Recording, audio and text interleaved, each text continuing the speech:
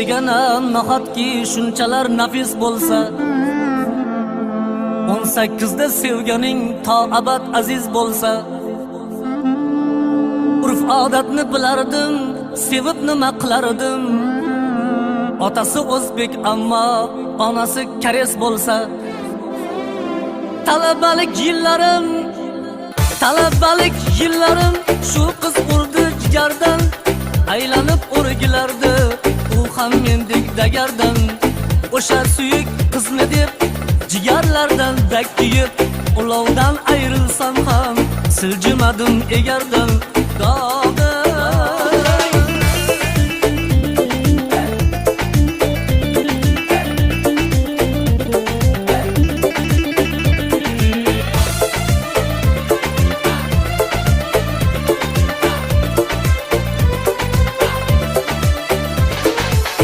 Olib keldim yig'ladik, tushunmadi nomardlar, yarashmaydi deyishdi bizga bunday holatlar. O'zbekchada so'zlarda, hatto meni sizlarda buddada ham bor ekan musulmoncha odatlar. Aksiga sevganimni suyardi bir kursdoshim, hali ayrilmasimdan paydo bo'ldi kundoshim. Shunday koreyscha dedi, bizni urf odat edi, yot qizga non sindirib kelgandi bir qondoshim.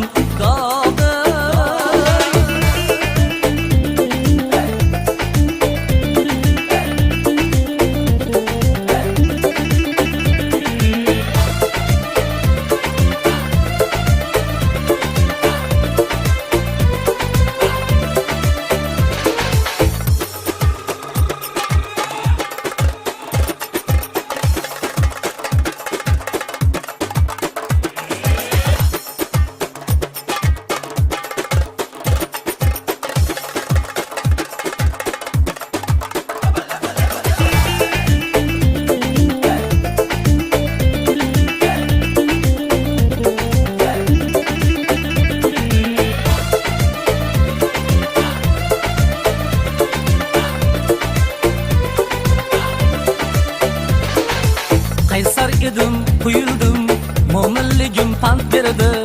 Onamni ko'ndir olmay, sevgim pishdi, band berdi. Onam ham qaysar edi, uylansam haydar edi. Qismat menga olmaqoq, kursdoshimga qand berdi. Xullas bizni sevgimiz topgan shunday nihoya, shunchaki urf odat deb rasvo bo'lgan hikoya. Mayli parangmi, rusmi, yapon, hind yo koreysmi, sevingu, oh sevingu, sevingu sevgingizni qilay biling himoya.